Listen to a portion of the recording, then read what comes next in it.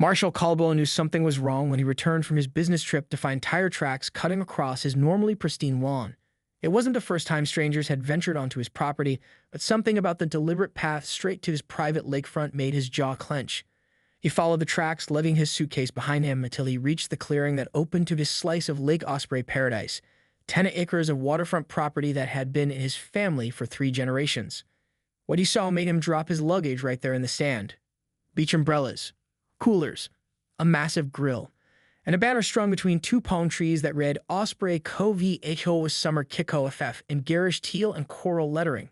What in the holy hell? Marshall muttered, shielding his eyes from the late afternoon sun. A woman with a platinum blonde bob and oversized sunglasses approached him, clipboard in hand and a too bright smile plastered across her face. She wore a polo shirt with Osprey Cove HOA embroidered on the chest pocket. "You must be one of the new residents," she trilled, extending a manicured hand. "I'm Patricia Winters, HOA president. We're so delighted you could join us for our annual summer celebration." Marshall didn't take her hand. "Actually, I'm Marshall Caldwell. This is my property." Patricia's smile flickered but didn't disappear. "Oh, you must be confused, dear. This is the community beach access for Osprey Cove. It's always been shared property." Marshall felt his blood pressure rising as he surveyed the scene.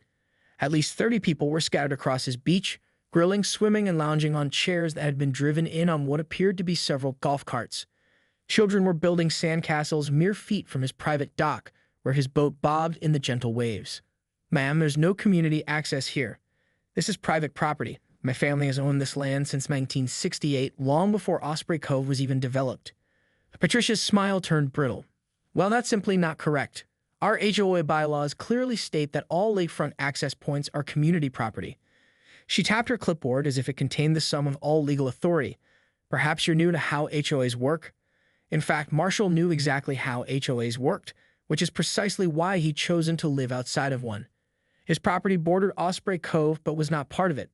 A fact he'd explained countless times to realtors, developers, and yes, previous HOA board members who had tried to claim otherwise. "Patricia," he said, keeping his voice measured despite his rising anger, "your development ends 200 yards north of here. I have the property surveys, the deed, and 50-plus years of tax records to prove it.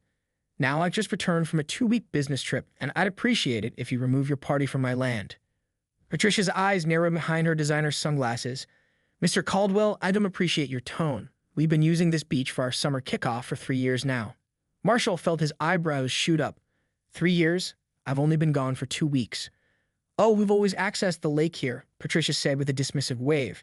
"The previous owners were quite amenable to community use." "Previous owners?"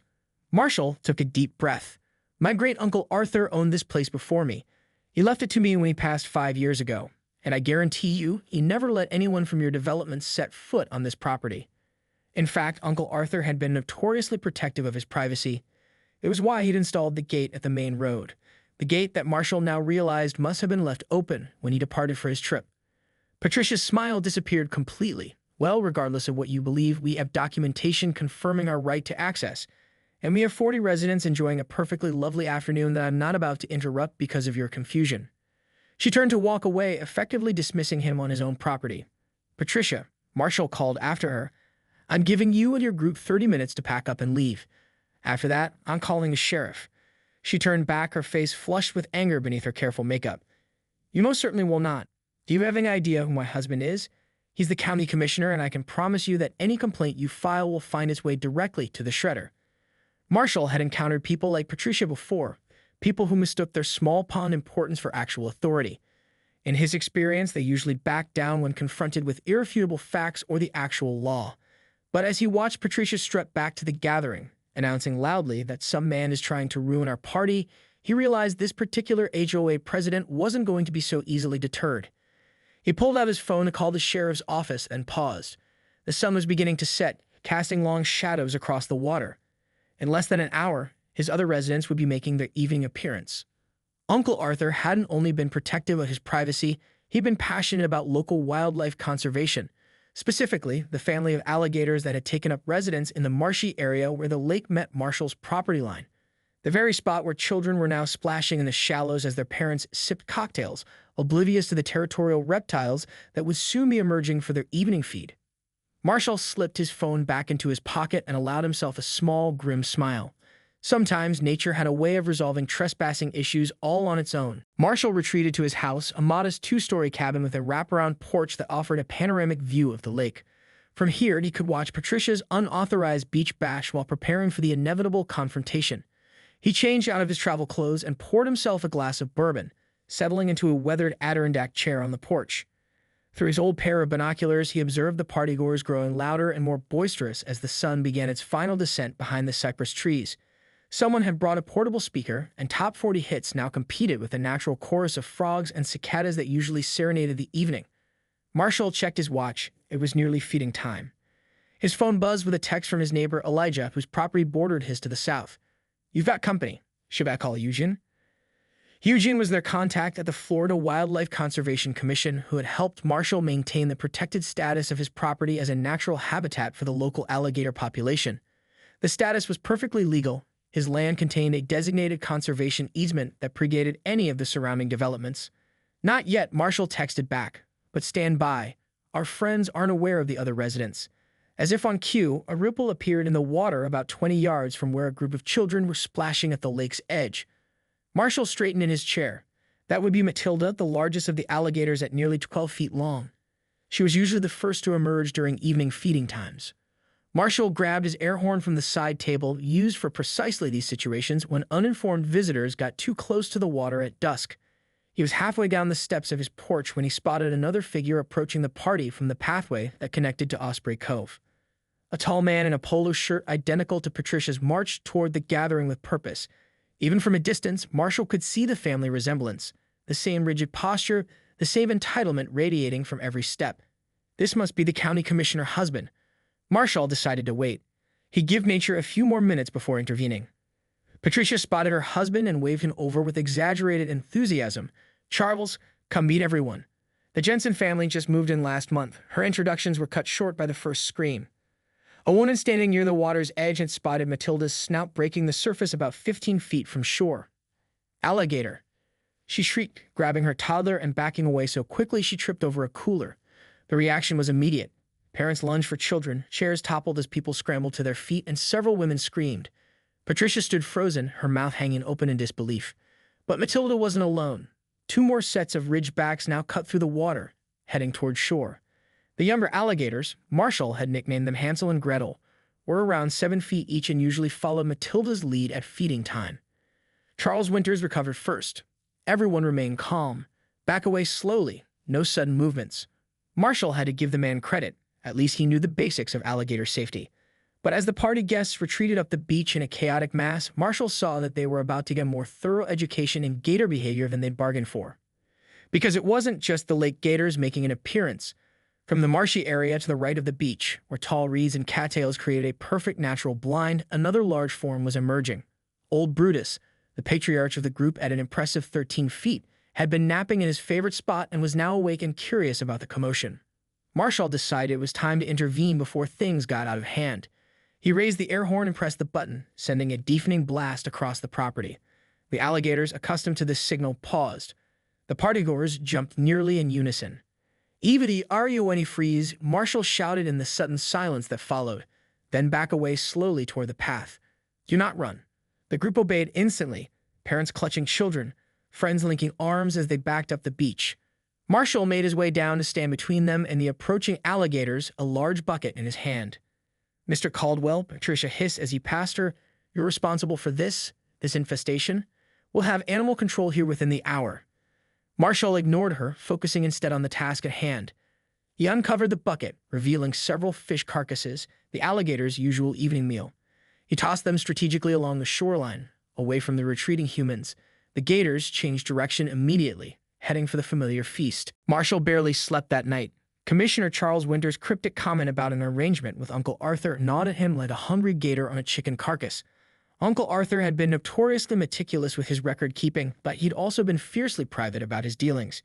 If there had been some agreement about the property, surely Arthur would have mentioned it in his will or the extensive letter he left with his attorney. At first light, Marshall was in his home office, digging through the filing cabinets that contained decades of Uncle Arthur's paperwork. By mid-morning, his desk was covered with property surveys, tax records, and conservation easement documentation. all confirming what he already knew. The beach and lakefront were entirely his property, with no access rights granted to Osprey Cove or any other entity. A knock on his front door interrupted his research. Marshall opened it to find a courier holding an official-looking envelope. "Delivery for Marshall Caldwell," the young man said. "Signature required." Marshall signed for the package and tore it open as soon as the courier departed. Inside was a formal letter on Osprey Cove Homeowners Association letterhead, with both Patricia and Charles Winters' signatures at the bottom. "Dear Mr. Caldwell, it has come to our attention that you are harboring dangerous wildlife on your property adjacent to our community. Per County Ordinance 37.5b, property owners must maintain safe conditions and prevent hazardous situations that could endanger neighboring residents. The Osprey Cove HOA Board hereby demands that you remove the alligators from your property within 72 hours, or we will be forced to contact County Animal Control and Wildlife Services to address this public safety concern. Additionally, please find enclosed a cease and desist order regarding your false claims of ownership to the community lake access point. Our attorneys have uncovered documentation confirming that a 10-foot easement along the lakeshore was granted to Osprey Cove Development Lid in 2005, signed by the previous owner, Arthur Caldwell. We expect your immediate compliance with these matters. Sincerely, Patricia Winters, HOA President, Charles Winters, Osprey Cove Resident and County Commissioner. Marshall stared at the letter in disbelief. Uncle Arthur would never have granted an easement to developers. He'd spent his life fighting against the encroaching suburbanization of the lake, and the enclosed documentation was nothing more than a poorly photocopied page with what appeared to be Arthur's signature, though Marshall noted immediately that it lacked the distinctive flourish his great-uncle had always added to the final L in Caldwell. His phone rang. It was Elijah. "You got one too?" Marshall asked without preamble. "Yep. Apparently my bird feeders are attracting vermin and need to be removed within 48 hours, Elijah replied. "Even though I'm not even in their HOA. This feels like retaliation," Marshall finished. "They're targeting anyone who isn't playing by their rules. Got a minute to come over? I've got Eugene from Wildlife here. He brought some interesting information about our commissioner friend."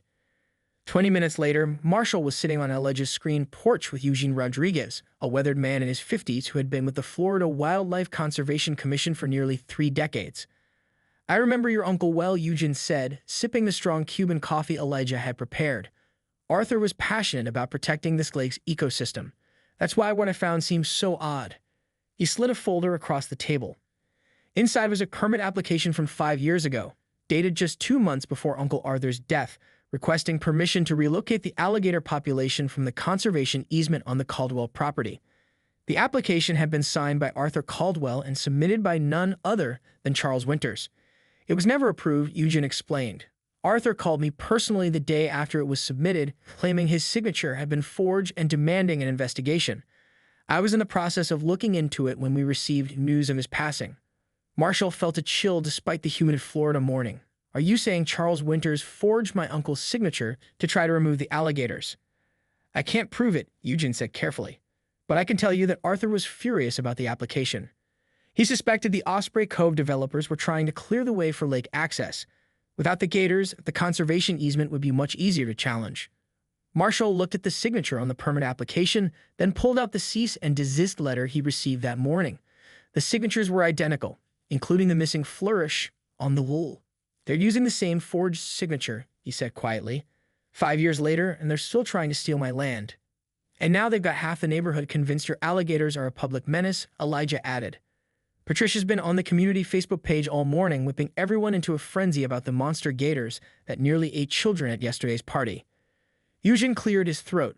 "That's actually why I came in person. We've received 17 calls to the Wildlife Commission this morning about aggressive alligators on your property. Normally, we'd be required to investigate, but you know they're not aggressive," Marshall finished. "They've been there for decades without incident." "Exactly. Your uncle registered them properly, maintained the habitat according to regulations, and those alligators have never been a problem. They stay in their territory and they're well fed." Eugene leaned forward. "But Commissioner Winters has put considerable pressure on my department. I need documentation that proves those alligators were there before the Osprey Cove development was built, or my hands will be tied." Marshall thought for a moment. Uncle Arthur kept extensive records, including photos, and he was an amateur filmmaker, always documenting the wildlife with his old camera. "If I can find footage of the alligators from before the development." "That would help," Eugene nodded. "But we also need to prove that the easement document is a forgery." I may have a contact who could help with that, Elijah said. My cousin works for a forensic document examiner in Tampa. If we can prove the signature was forged, that's a serious crime, especially for a sitting county commissioner. As they discussed strategy, Marshall's phone buzzed with a text. It was from Sophie, the woman with the chihuahua he'd met the previous evening. Hey, this is Sophie from yesterday's Gator party. Patricia just called an emergency HOA meeting for 4 p.m. today about the alligator menace next door. Thought you might want to know. Marshall showed the text to the others. Looks like we need to move quickly. They're rallying the troops. By early afternoon, Marshall had uncovered a treasure trove in Uncle Arthur's attic. Dozens of 8mm film reels dating back to the 1970s, clearly labeled with dates and subjects. Several were marked Lake residence or Matilda's family. Even better, he found a box of legal documents, including Arthur's personal journal, which detailed numerous confrontations with developers, including a specific entry from 2 months before his death. April 12, Charles Winters came by again today, offering to buy the lakefront portion of my property. When I refused, he suggested I consider the consequences of standing in the way of progress. I've notified Eugene at Wildlife about the suspicious permit application submitted in my name. Something isn't right about that man. Marshall photographed the journal entry and texted it to Elijah, along with pictures of several film canisters showing alligators in the same cove, dated years before Osprey Cove's construction began. Marshall moved swiftly through the thicket of saw palmettos and cypress trees that separated his backyard from the marshy area along the eastern edge of his property. This was old Brutus's favorite afternoon spot, a sun-drenched clearing with just enough shallow water to keep the massive alligator comfortable while he basked. Sure enough, the ancient reptile was there, his ridged back glistening in the afternoon light, eyes half closed in reptilian contentment. Hey, old man, Marshall said softly as he approached. Brutus opened one eye lazily, recognizing the human who had been feeding him for the past 5 years. Though alligators weren't typically social creatures, this particular family had grown accustomed to Marshall and Uncle Arthur before him. They weren't pets. Marshall harbored no illusions about that, but there was a mutual respect between man and reptile that had evolved over decades. From his pocket, Marshall produced a small package wrapped in wax paper. Inside was a fish head, a treat Brutus particularly enjoyed. He tossed it several feet from the alligator, who responded with surprising speed for his size, snapping up the offering with a spray of marsh water. We've got company, Marshall told the creature, who had returned to his motionless sunning. And they're not as appreciative of your presence as I am. Behind him, he could hear voices approaching, Patricia's distinctive nasal tone rising above the others as she led her procession around the side of the house, presumably having given up on the front door. The property continues all the way to the water, she was saying authoritatively. And the gators have been seen primarily along this eastern marsh. The largest one, the one that nearly attacked the Jensen child yesterday, should be around here somewhere. Marshall smiled grimly. Nearly attacked. The Jensen child had been nowhere near Brutus, and the alligator had shown zero interest in the humans. But Patricia's embellishment didn't surprise him. His phone vibrated. A text from Elijah. At the boathouse with Eugene. He's called his supervisor. Help is coming. Good. They needed official Wildlife Commission intervention before animal control did something dangerous for both the alligators and themselves. Capturing a 13-foot bull alligator was not a job for county animal handlers more accustomed to dealing with stray dogs and raccoons. Marshall quickly made his way to the boathouse, a weathered structure that sat at the edge of the property where the marsh met the open water of the lake. From here, he had a clear view of Patricia's group as they picked their way carefully through the undergrowth. There were 7 of them altogether. Patricia and 2 other HOA board members in matching polos, 2 uniformed animal control officers looking increasingly uncertain about their mission, and Marshall was surprised to see Charles Winters himself, along with a man in a suit whom Marshall guessed was their attorney. Elijah and Eugene were waiting inside the boathouse, peering through the slatted windows. Your commissioner friend showed up, Elijah said quietly. Not surprised, Marshall replied. He's got too much at stake to leave this to Patricia. Eugene looked grim. My supervisor is on his way with the sheriff. What they're doing is illegal. They have no jurisdiction to remove alligators from a registered conservation easement without state approval. How long until they get here? 20 minutes, maybe 30. Traffic's heavy coming from the county offices. Marshall watched as the group approached the area where Brutus had been sunning himself. The alligator was still there, motionless except for the occasional slow blink of his prehistoric eyes. Patricia spotted the massive reptile first. There, she screeched, pointing dramatically. That's the monster that threatened our children. The animal control officers exchanged nervous glances. One of them, a younger man with a shock of red hair, stepped forward cautiously. Ma'am, that's a very large bull alligator. We're not equipped to handle something that size. We need to call in specialists from Wildlife Services." "Nonsense," Patricia snapped. "The removal order clearly states that all alligators on this property are to be relocated immediately. Are you refusing to do your job?" The second animal control officer, an older woman with a weathered face, shook her head. "This isn't about refusing, Mrs. Winters. It's about safety protocols. That animal is at least 12 feet long. We don't have the proper equipment or training." 13 feet, 4 inches, Marshall called out, stepping from the boathouse with Elijah and Eugene behind him. "And his name is Brutus. He's been living on this property since before I was born." Patricia whirled around, her face contorting in anger. "Mr. Caldwell, how convenient of you to finally make an appearance. We have a county order here." She waved the document again, "authorizing the immediate removal of these dangerous animals from your property." Eugene stepped forward, his Wildlife Commission badge clearly visible on his belt. "May I see that order, please?" Charles Winters moved quickly to intercept him. "Officer Rodriguez, this is a county matter. Your jurisdiction supersedes county authority when it comes to protected wildlife on a state-registered conservation easement," Eugene finished firmly. "The order, please." Reluctantly, Charles handed over the document. Eugene reviewed it, his expression growing darker with each line. "This order is invalid," he said finally. "It lacks the required state wildlife authority signatures, and it misrepresents the status of this property. These alligators are legally protected residents under Florida conservation law." The man in the suit cleared his throat. "I believe you'll find that the easement itself is in question, officer. We have documentation indicating that the previous owner granted access rights to Osprey Cove, which would invalidate the exclusive conservation status." "You mean this documentation?" Marshall pulled out the photocopy easement agreement with Uncle Arthur's forged signature. "The one